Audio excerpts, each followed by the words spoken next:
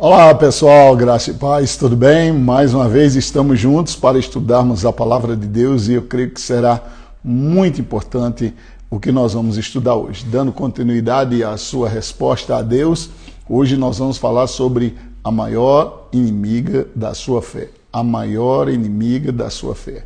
É impressionante estudar sobre esse assunto para poder ficar firme quando esse sentimento e esse pensamento vier, para que você possa resistir firme na fé, sabendo que o que Deus prometeu, Ele há de cumprir. Se Ele falou, é certo que Ele vai fazer.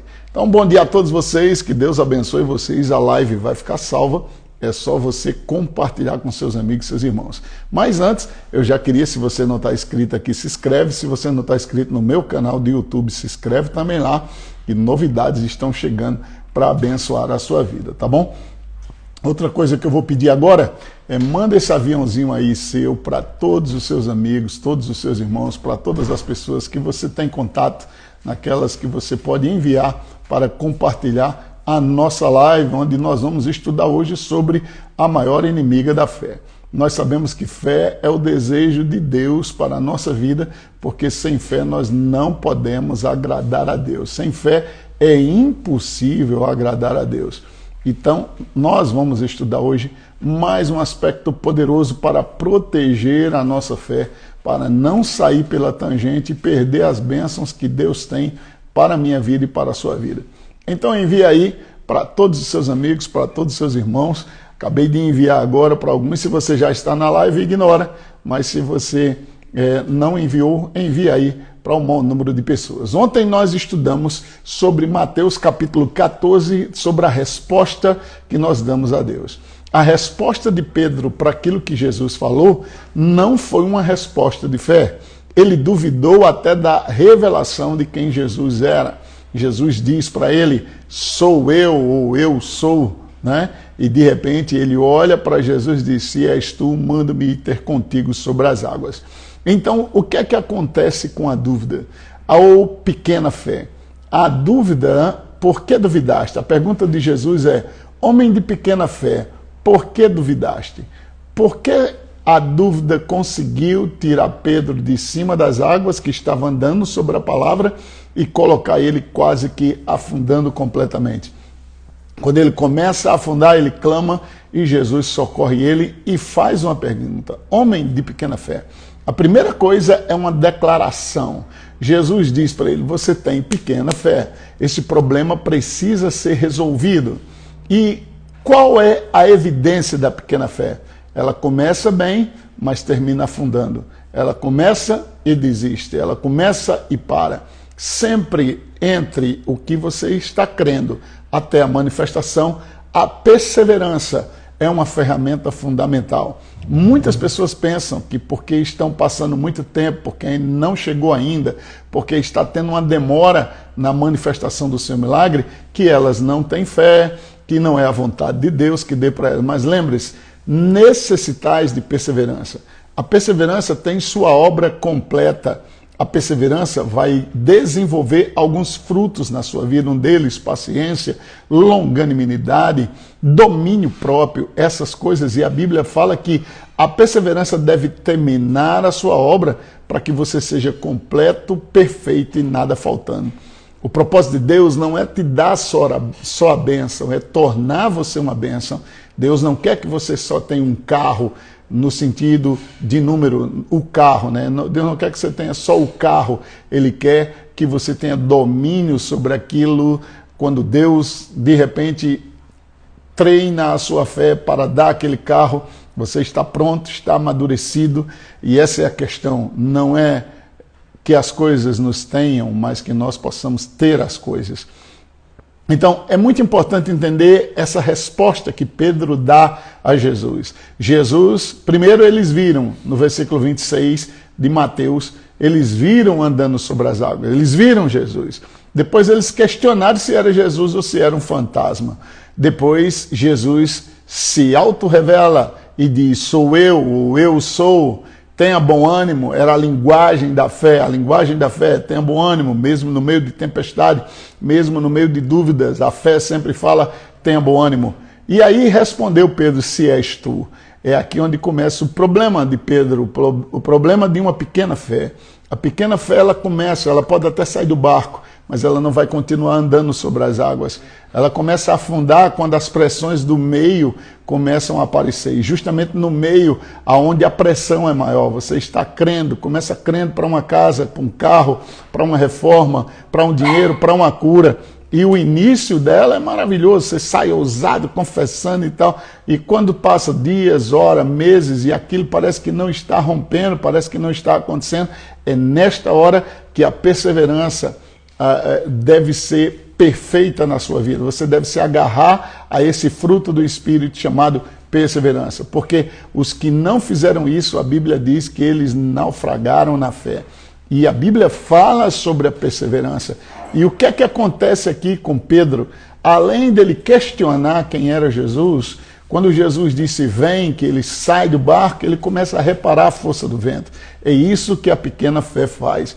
Ela começa a olhar as circunstâncias, ver se está dando certo, se é de Deus ou se não é. Você já tem que ir convicto quando você ouve a palavra.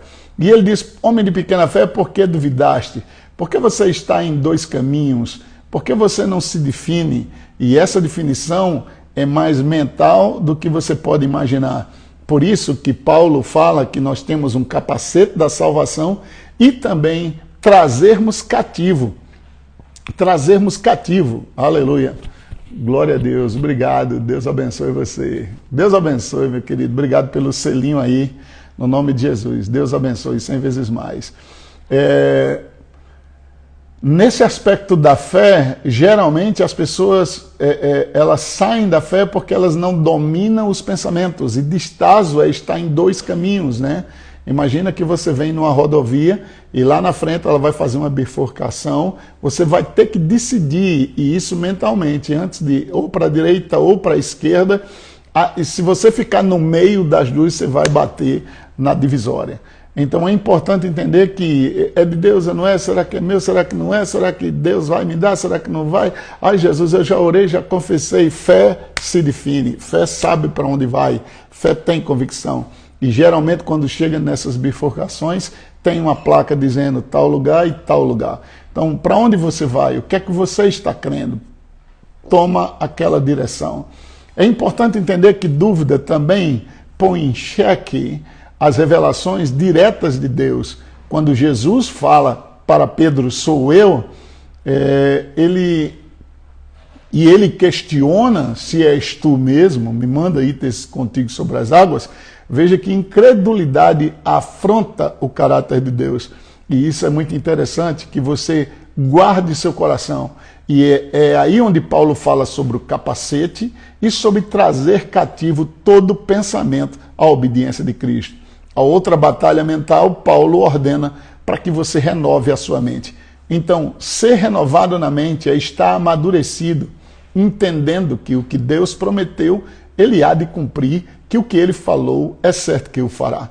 É aí onde entra a confissão. A confissão vai ser usada como uma âncora para você segurar firme o ímpeto de sua alma, quando na hora da pressão ela se desespera.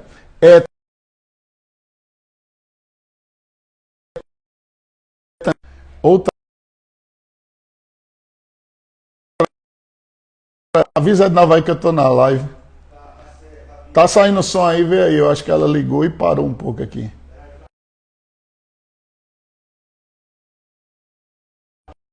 Meu jovem. Eu acho que minha esposa ligou aqui, o telefone deu uma... o som tá saindo aí, gente? Me dá só um alô aí. Se o som estiver saindo aí, me avisa aí, por favor. Tá saindo o som? Obrigado, gente, porque minha esposa ligou e aí termina travando aqui para mim.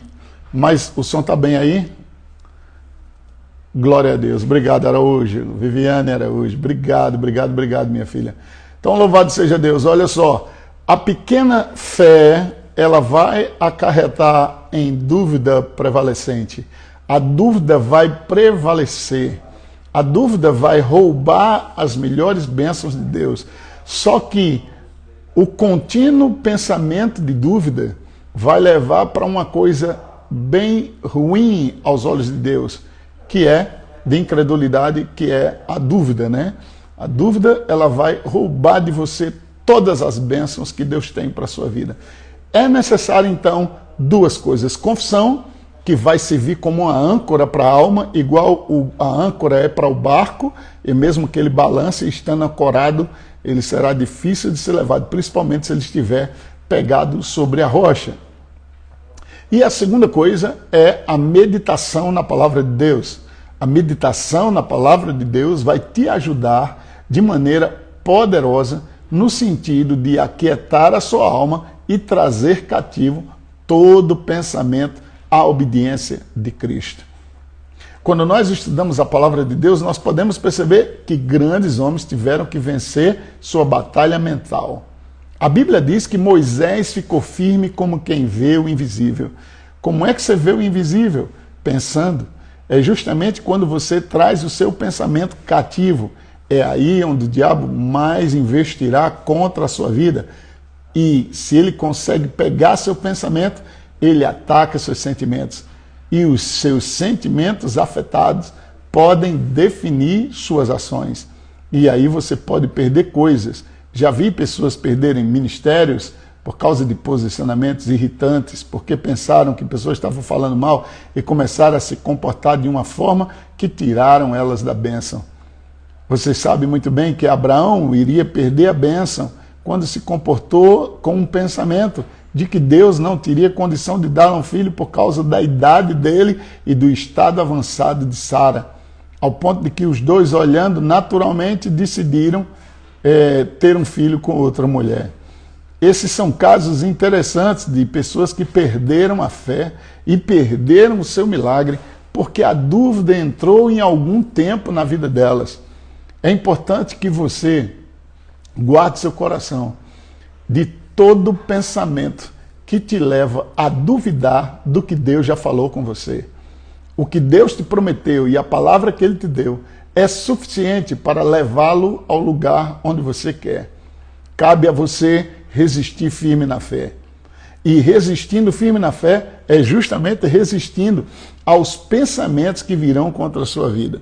Por isso que Provérbios, capítulo de número 6, no verso de número 2, ele diz algo bem interessante sobre a nossa confissão. Estás enredado com o que dizem os teus lábios, estás preso com as palavras da sua boca. Não é tão sério isso? Estás enredado. A palavra enredado significa atraído, seduzido, emaranhado. É como acontece com aqueles fios de fone, né? Com fios em geral. Você dobra, está lá, de repente está tudo enrolado e as coisas estão todas emaranhadas. E você diz, quem foi que fez isso aqui? Simplesmente eu não sei como. Isso significa emaranhado e você vai ter que tirar um fio de dentro do outro e passar e aquela coisa toda. Então, armar uma cilada, preparar uma armadilha. A palavra enredado é preparar uma armadilha. Agora, eu creio que todos aqueles que em sã consciência nunca iriam preparar para si mesmo uma armadilha. Não é interessante? A armadilha é lugar de prisão. Então, nós estamos vendo que você fica preso com as palavras da sua boca, preso com os que dizem os seus lábios, o que os seus lábios estão proferindo. Não é à toa que o salmista disse para aplicarmos a palavra aos nossos lábios. É importante que você entenda a necessidade de confissão para que haja convicção. Esse é o tripé importante da confissão. A confissão gera convicção e a convicção te dá possessão. Sempre isso aí vai fazer você possuir, vai fazer você tomar posse. Então, confissão gera convicção, convicção te dá a posse daquilo que você está crendo. Quando nós estamos duvidando, nós precisamos, não é quando o pensamento da dúvida vem, mas quando nós abrimos a nossa boca e replicamos ele. Você tem que rebater esse pensamento, mesmo que esteja chegando na sua cabeça. Você acha que Deus vai te dar isso? Você acha que pode ter isso? Você acha que merece isso? Bem, se está na palavra, você merece, porque vem pela graça, e a graça é favor imerecido. E aí eu me empenho a crer nas palavras de Jesus, quando ele disse: tudo que pedirdes ao Pai em meu nome, eu darei. Estás preso pelas palavras da tua boca. Nunca você pode ter duas confissões ao mesmo tempo. Você não pode estar confessando eu sou abençoado e de outra mão confessar tudo para mim é mais difícil. Eu não sei porque nada dá certo. E não é só falando isso, é aqui dentro, quando você fica pensando sozinho, quando você está lá sentado ou deitado na cama ou simplesmente andando e deixa os pensamentos, pessoas dizem, deixa o pensamento voando. Não deixe seu pensamento voar, traga ele cativo, traga ele em obediência à palavra de Deus.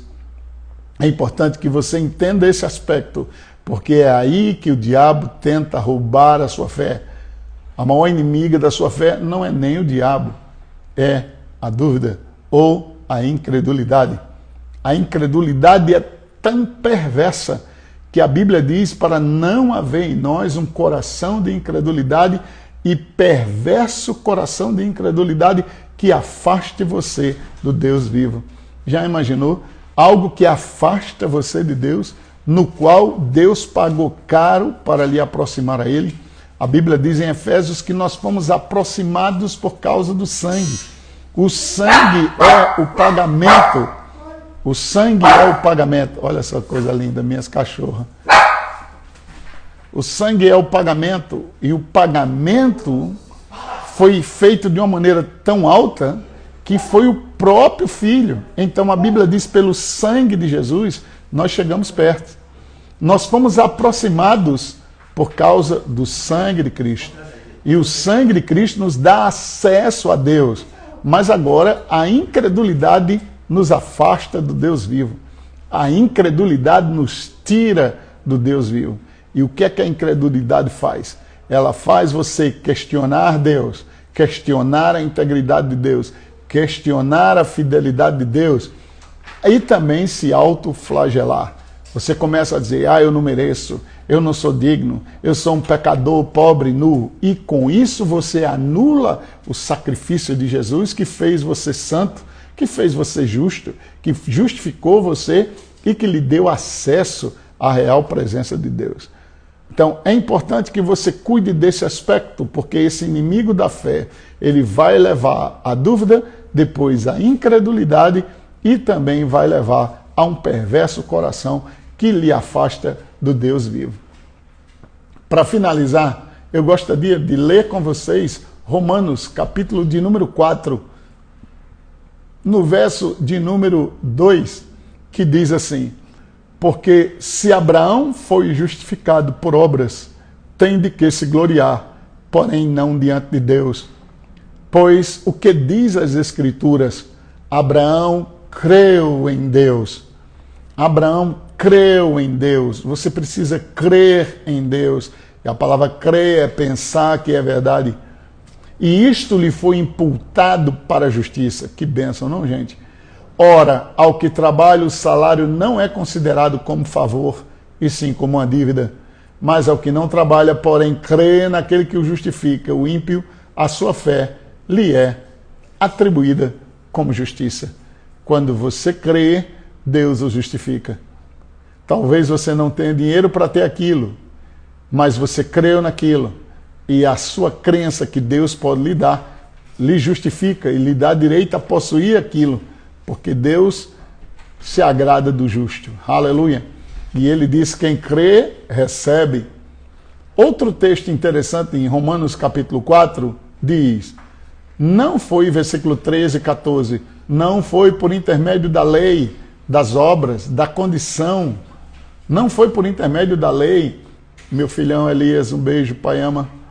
Olha só, não foi por intermédio da lei que Abraão ou a sua descendência coube a promessa de ser herdeiro do mundo, e sim mediante a justiça da fé.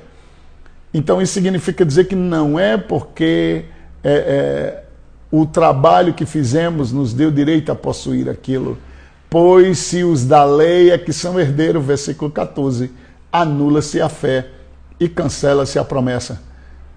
Toda vez que fazemos algo crendo na nossa força, estamos anulando a nossa fé e cancelando a promessa. Pare para pensar um pouco. Se o que você está possuindo está vindo pela força do seu braço ou pela força de Deus usando seus braços. Pare para pensar se o que está chegando na sua vida vem porque você está crendo ou porque você pensa que pode. Lembra, posso todas as coisas naquele que me fortalece.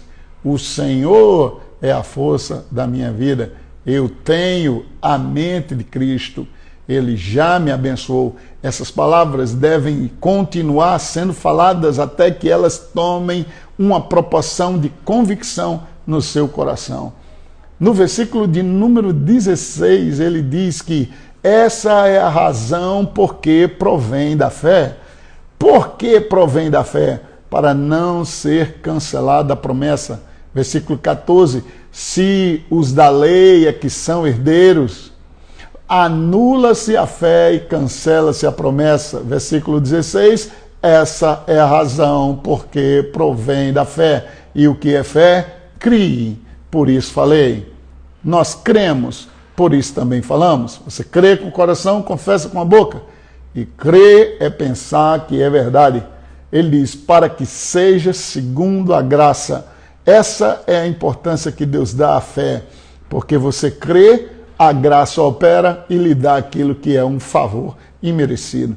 A fim de que seja firme a promessa para toda a descendência.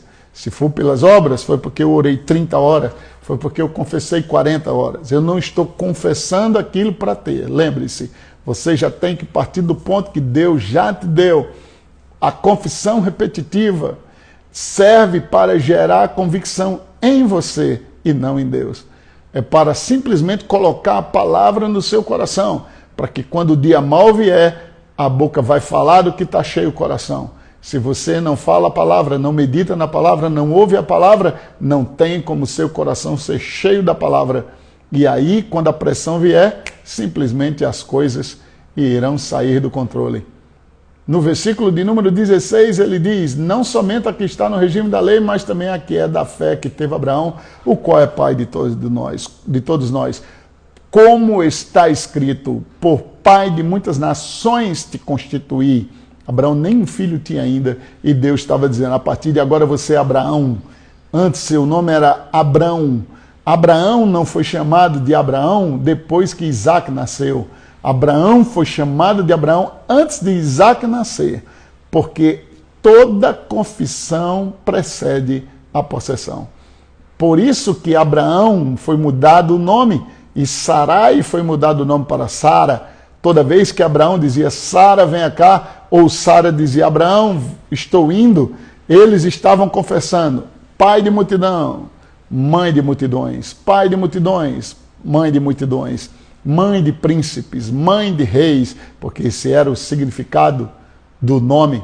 Deus tirou ele de pai elevado para pai de multidões. Então lembre-se, a confissão vem antes, a confissão vem antes. Abraão, Abraão, Abraão, Abraão. Jesus foi chamado de Salvador antes de morrer naquela cruz. Lembre-se disso. Sua confissão precede a possessão. Perante aquele no qual creu, aleluia, o Deus que vivifica os mortos e chama à existência as coisas que não existem, como se já fossem. Então, porque Deus sabe que já é. Porque no tempo de Deus, o que vai ser já é e o que foi também já é. Deus vai dar conta do que passou. Então é hora de você tomar posse e dizer, Pai, obrigado, eu sou. Não eu serei. Fé nunca trabalha no futuro. Eu serei abençoado, eu serei curado, eu serei bem. Isso é uma manifestação. Fé fala agora. Amém? Lembre-se disso. Fé fala agora. Fé é agora. Foi naquele exato momento do encontro de Abraão com a palavra que Deus muda o nome dele e diz, agora você é pai de multidões. Ele pode dizer, mas eu não tenho nenhum filho, nem Sara. Aliás, eu estou orando para ter um filho, Deus, porque eu quero deixar minha herança para um filho. Eu não quero que minha herança fique no Damasceno. Deus disse, então a partir de agora, seu nome é pai de multidões. Comece a se acostumar com isso. Então comece a se acostumar. Declare que você é milionário. Declare que você é próspero. Declare que você é grandemente abençoado. Declare que você é favorecido. Lembre-se, a confissão precede a possessão. Deus fez isso com Jesus, chamando ele de Salvador, mesmo antes dele morrer naquela cruz. Deus fez isso com Abraão, chamando ele pai de multidão, mesmo antes dele ter um filho.